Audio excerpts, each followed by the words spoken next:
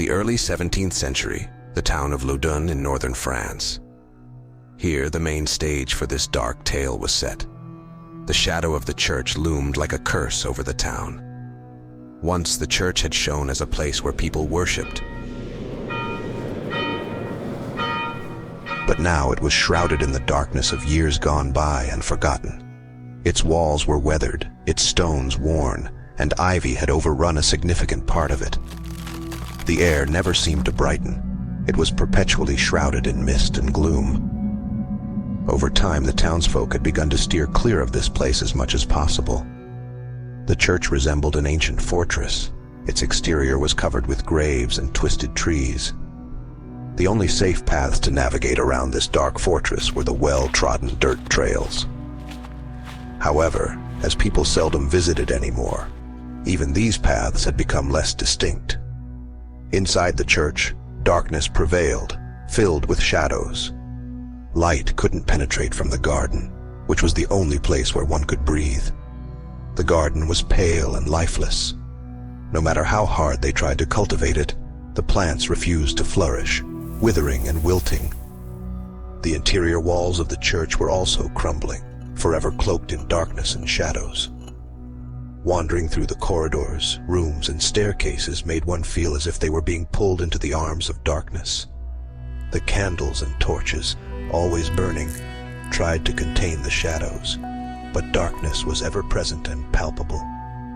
Rooms with windows never truly brightened, even when sunlight entered. The priests and nuns had grown accustomed to living in this gloom. Yet they too were melancholic and restless. It was as if an eye was constantly upon them. A darkness watched and listened. There was an ever-present sense of impending danger, a foreboding that evil was approaching.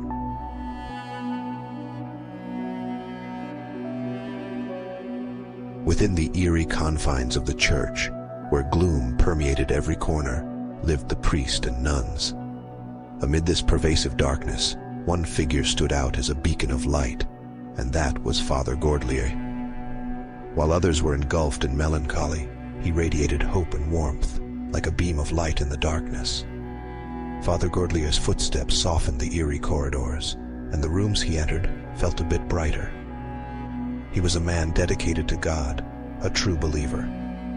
Amidst the pervasive despair, Father Gordelier managed to uplift the spirits of those around him. His words were like a breath of fresh air in the stifling atmosphere.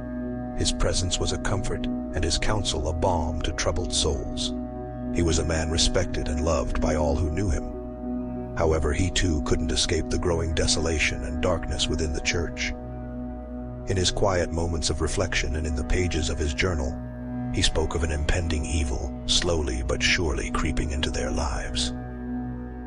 Though Father Gordelier had strong relationships with the other priests and nuns, he was acutely aware of the loneliness and fear that surrounded him. He observed the pervasive gloom that seeped into the hearts of those around him, and reluctantly came to accept that this darkness, much like a poison, was infiltrating their souls. In particular, the changes Father Gordelier observed in two nuns were deeply troubling: Sister Melvie and Sister Putanfold.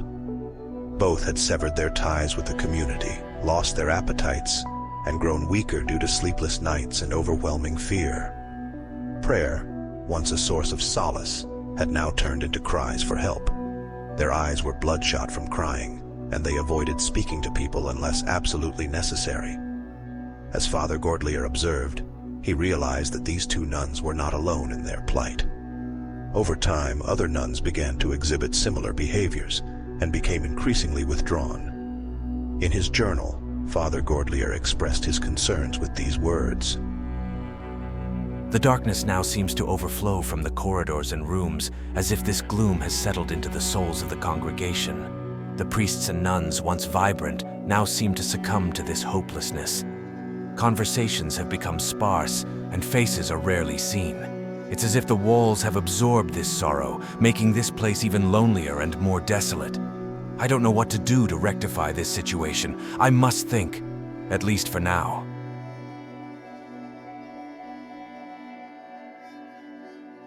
Father Gordelier contemplated for days. Time had become his greatest enemy.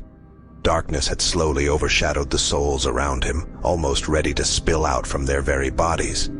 Despite trying to make the most of every moment, he felt helpless. Prayers went unanswered. People had given up seeking help, and their hope had extinguished. People hurriedly completed their daily tasks and retreated to their corners, writhing in pain and agony.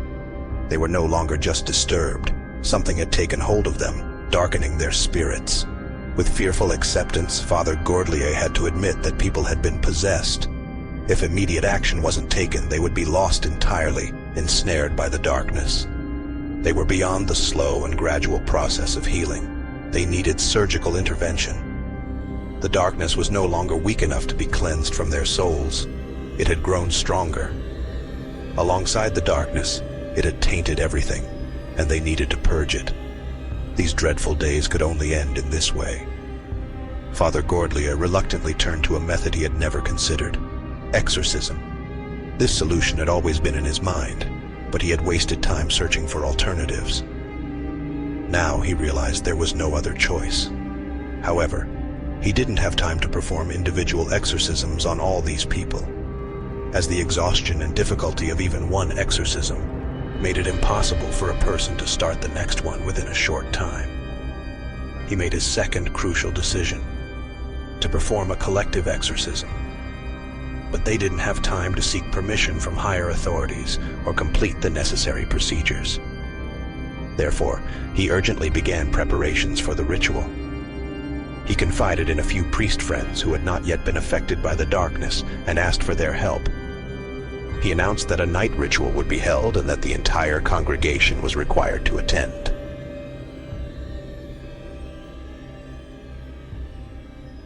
Everyone had gathered in the grand hall. Everyone was anxious and no one spoke to each other.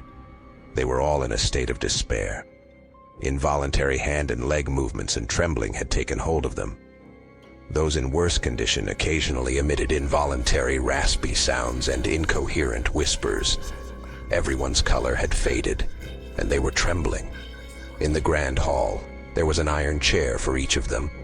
The chairs had been prepared in a way that once people were seated, their hands, feet, and heads could be securely fastened. The darkness and gloom in the atmosphere were so thick that it felt like one had to force themselves to breathe.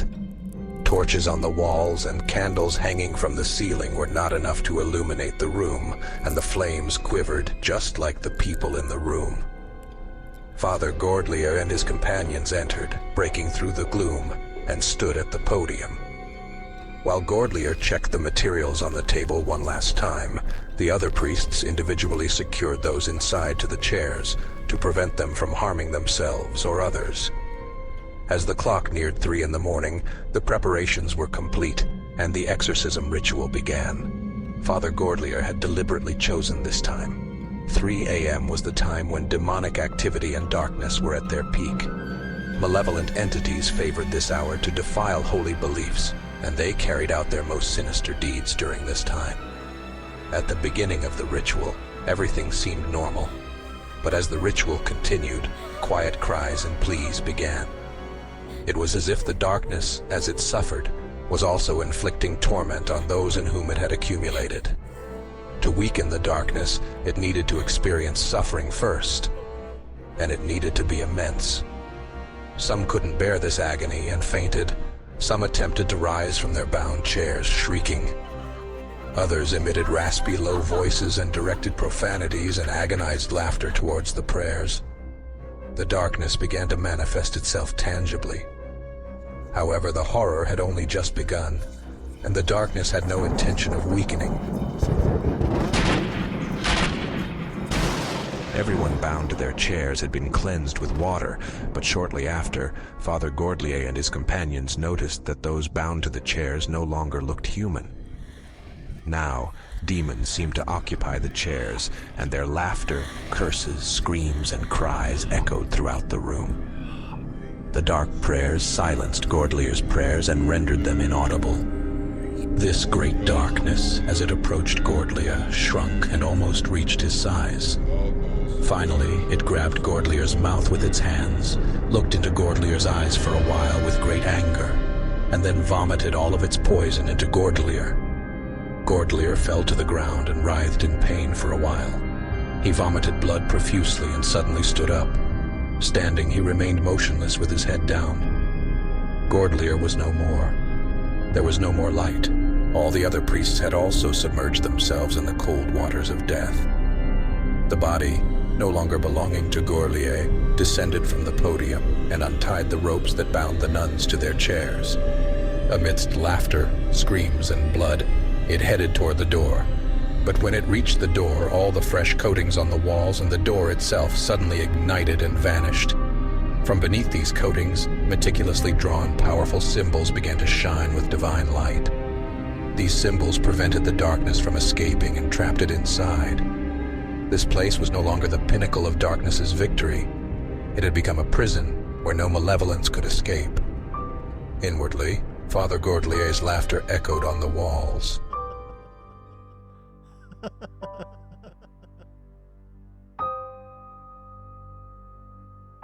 Gordlier and his companions had realized that there was no other option but to imprison the darkness. When morning came, the city was bathed in the brightest sunlight it had ever seen. The gloom had dispersed and the air was clear.